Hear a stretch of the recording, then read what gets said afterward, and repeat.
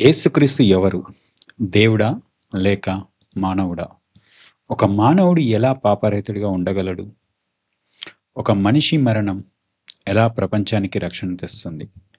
మీరు యేసును ఎవరిగా చూస్తున్నారు? చరిత్రలో ఒక వ్యక్తిగానా? లేక మీ జీవితం మారుస్తున్న దేవుడిగానా? ఇలాంటి ప్రశ్నలే మీకు ఉంటే ఈ వీడియోని స్కిప్ చేయకుండా చివరి వరకు చూడండి. ప్రియమైన వీక్షకులారా, తండ్రి అయిన దేవుని కృప, కుమారుడైన యేసుక్రీస్తు ప్రేమ మరియు పరిశుద్ధాత్మ యొక్క సహవాసం మీ అందరితో ఉండునుగాక. ఈరోజు మనం ఒక ముఖ్యమైన ప్రశ్నను పరిశీలించబోతున్నాము. యేసుక్రీస్తు ఎవరు? కాదు. ఆయన నీకు ఎవరు? నేను ఇక్కడ ఏదో ఒక లాజికల్‌గా క్వెషన్ అడగడం లేదు. మళ్ళీ అడుగుతున్నా, యేసుక్రీస్తు ఎవరు అని నీవు అనుకుంటున్నావు? ఆయన దేవుడా? లేక మానవుడా? ఈ ప్రశ్నకు బైబిల్ ఎలా సమాధానం ఇస్తుందో మనం తెలుసుకునే ముందు, ఈ ప్రశ్న ఎందుకు ముఖ్యమైనది? ఎందుకంటే ఈ ప్రశ్న మన విశ్వాసం యొక్క కేంద్ర బిందువు. యేసు మన రక్షకుడు కాబట్టి ఆయన ఎవరో తెలిసినప్పుడే మనం నమ్మికతో జీవించగలం. ఈ ప్రశ్న చుట్టూ చాలా తప్పుడు ఆలోచనలు ఉన్నాయి. కొందరు అంటున్నారు ఆయన కేవలం మంచి ఉపదేశకుడు. మరికొందరు అతడు దేవుడే కాదు అంటున్నారు. ఆయన నిజంగా ఎవరో తెలుసుకోవాలని అనుకుంటున్నావా? సరే. బైబిల్ ప్రకారం యేసు ఎవరో అని చూపించే వచనాలు. యోహాను రాసిన పత్రిక 1వ అధ్యాయము 1వ వచనం మరియు 14వ వచనం. ఆదియందు వాక్యముండెను, వాక్యము దేవుని యొద్ద ఉండెను, వాక్యము దేవుడై ఉండెను. ఆ వాక్యము శరీరధారి అయి కృపా సత్య సంపూర్ణుడిగా మన మధ్య నివసించెను. ఈ వాక్యాలు మనకు ప్రభు యొక్క మహిమను, ఆయన దేవత్వాన్ని మరియు మనపై ఆయన చూపిన అపారమైన ప్రేమను తెలియజేస్తున్నాయి. వాక్యం అంటే ఎవరు? ఇక్కడ వాక్యమునగా యేసుక్రీస్తు. ఆదిలో నుండే ఆయన ఉన్నారు. ఆయన కాలంతో సంబంధం లేని శాశ్వతుడు. ఆయన దేవునితో మాత్రమే కాకుండా దేవుడే. యోహాను ఈ వాక్యాలు స్పష్టంగా చెబుతున్నాడు.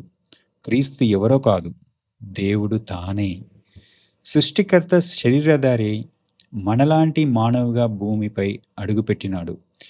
ఇది మానవ జాతికి దొరికిన గొప్ప కృప. ఆయన కేవలం మాటలలో కాక తన జీవన విధానంలోనూ మనకు దేవుని ప్రేమను చూపించాడు. యేసు శరీరధారై వచ్చినప్పుడు ఆయనలో 2 గొప్ప గుణాలు వెల్లివిరిశాయి. మొదటిది కృప, అంటే అయోగ్యునికి దయచేసే ప్రేమ, మరియు సత్యం, అంటే దేవుని నిజమైన స్వభావం.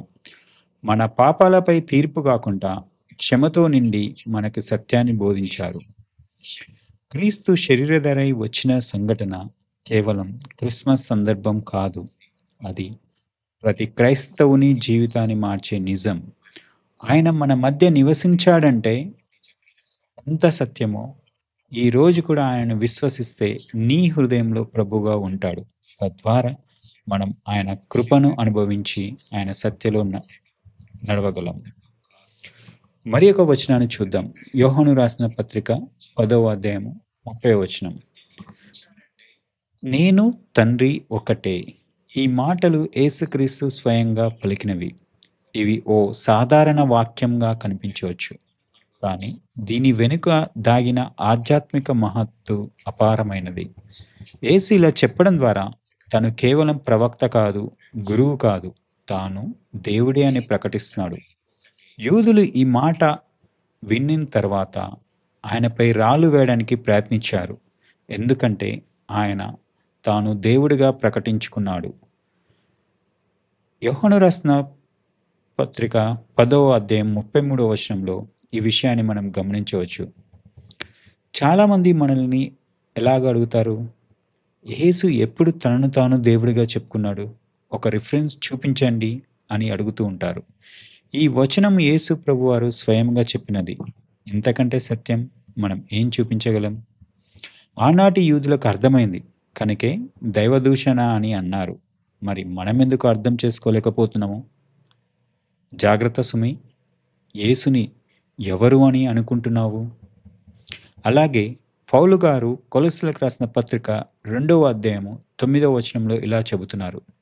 ఏలయనగా దేవత్వం యొక్క సర్వ పరిపూర్ణత శరీరముగా క్రీస్తునందు నివసించుచున్నది. దేవత్వము అనగా దేవునికి మాత్రమే ఉండే లక్షణాలు, అనగా పరిశుద్ధత, శాశ్వతత్వం, జ్ఞానం, శక్తి, ప్రేమ. సర్వ సంపూర్ణత అంటే పూర్తిగా, అనగా ఏ లోపము లేకుండా. ఈ దేవత్వ గుణాలని యేసుక్రీస్తునందే ఉన్నాయని బైబిల్ స్పష్టంగా చెబుతుంది. ఈ వాక్య ప్రకారం యేసుక్రీస్తులో దేవుని స్వభావము పరిపూర్ణంగా ఉన్నది. పరిపూర్ణమైన దేవుడు మరి మానవుడన్న ఆధారాలు ఎలా చూద్దాము? లూకా రాసిన పత్రిక 2వ అధ్యాయం 52వ వచనంలో యేసు జ్ఞానమందును వయసందును దేవుని దయనందును మనుషుల దయనందును వర్ధిల్లుచుండెను. అంటే ఆయన ఎదిగాడు, అభివృద్ధి చెందాడు. ఇది మానవ లక్షణం. యోహాను రాసిన పత్రిక 4వ అధ్యాయము 6వ వచనంలో ఆయన అలసిపోయినట్టుగా చూస్తాము. అంటే దేవునికి అలసట ఉండదు, కానీ యేసు మానవ రూపంలో అలసిపోయాడు. హెబ్రీయులకు రాసిన పత్రిక 4వ అధ్యాయము 15వ వచనంలో సమస్త విషయములలోనూ మన వలనే శోధింపబడినను ఆయన పాపము లేనివాడిగా ఉండెను. అనగా మానవుల మాదిరిగానే ఆయనకు శోధనలు వచ్చాయి, కానీ ఆయన పాపము చేయలేదు. మరి ఇది ఎలా సాధ్యం? ఇదే క్రైస్తవ విశ్వాసంలోని ఒక అద్భుత రహస్యం. యేసులో పరిపూర్ణమైన దేవత్వం, పరిపూర్ణమైన మానవత్వం కలిసి ఉన్నాయి. యేసుక్రీస్తునందు దేవత్వమును మానవత్వమును విడిపించలేని, కలిసిపోయిన ఒకే వ్యక్తిత్వంలో ఉన్న ఏకత్వ సంబంధము. ఒకే వ్యక్తి 2 స్వభావాలు, కానీ ఉక్కిరిబిక్కిరి చేసే విషయం కాదు. యేసుప్రభు వారు చూపించిన పరిపూర్ణమైన సమతుల్యత.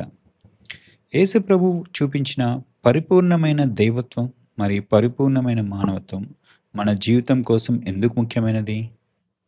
మానవుడు తన పాప స్వభావంతో దేవుడికి దూరస్తుడిగా ఉన్నప్పుడు మరియు పాపం యొక్క కాడి కింద దాసత్వంలో ఉన్నప్పుడు రక్షణకు ఆయన దేవుడై ఉండాలి. అంటే పాపం లేని బలి కావడానికి ఆయన దేవుడే కావాలి. మరియు మన స్థానంలో మరణించడానికి ఆయన మనిషి కావాలి. నా పాపాల ఫలితంగా నా స్థానంలో చనిపోవడం అది ఒక మనుషుడే చేయగలడు. ఎస్, యేసుక్రీస్తు దేవుడే, కానీ మానవ రూపంలో ఈ లోకానికి వచ్చి మన పాపాలకు బలిగా చనిపోయినాడు. ఆయన ఎవరో తెలుసుకొని ఆయన విశ్వసించడం ద్వారా దేవుడితో సమాధానం కలిగిన వారమై ఆయన రాజ్యానికి వారసులం అవగలం. తన్ను ఎందరు అంగీకరించెదరో వారికందరికీ, అనగా తన నామమందు విశ్వసించిన వారికి దేవుని పిల్లలగుటకు ఆయన అధికారం అనుగ్రహించును అని యోహాను రాసిన పత్రిక 1వ అధ్యాయం 12వ వచనంలో చెప్పబడుతుంది. ఇంతకీ యేసు ఎవరు అనే ప్రశ్నను మీ జీవితంలో అనుభవించి ధ్యానించండి. మరి ప్రార్థనలో ఏకీభవిస్తామా? ప్రభువా యేసయ్యా, నీకు మహిమ కలుగును గాక. నీవు పరిపూర్ణ దేవుడవు. నీవు పరిపూర్ణ శక్తి, పరిపూర్ణ జ్ఞానం, పరిపూర్ణ పవిత్రత శాశ్వతంగా కలిగి ఉన్నావు. అలాగే నీవు పరిపూర్ణ మానవుడవు. మా బాధలు, మా బలహీనతలు, మా ఆకాంక్షలు అందరిలో అనుభవించిన వాడువు. నీ దేవత్వం వల్ల నీవు నన్ను రక్షించారు. నీ మానవత్వం వల్ల నీవు నన్ను పూర్తిగా అర్థం చేసుకున్నారు. నీ శక్తి నాకు ఆధారంగా ఉంది. నీ ప్రేమ నాకు ఆశగా ఉంది. నీ వేదనలో నాకు ఓదార్పు ఉంది. నీ విజయంలో నాకు మార్గదర్శనం ఉంది. ప్రభువా, నీ దేవత్వంలో నీ పవిత్రతను నేర్చుకునే హృదయాన్ని నాకు ఇవ్వుము. నీ మానవత్వంలో నీ వినయాన్ని, నీ దయని అనుసరించే మనసు నాలో ఉంచుము. నీలో ఉన్న ఈ గొప్ప ఏకత్వం నా జీవితంలో వెలుగుగా ప్రకాశించినట్లు చేయుము. యేసునామంలో ప్రార్థిస్తున్నాను. ఆమేన్. ఈ వీడియో మీ ఆత్మీయ జీవితానికి ఆశీర్వాదకరంగా ఉంటే లైక్ చేసి, సబ్స్క్రైబ్ చేసి వర్డ్ ఆఫ్ లైఫ్ వాక్య ప్రకటనలో భాగస్వాములుగా కండి. దేవుడు మిమ్మల్ని దీవించు.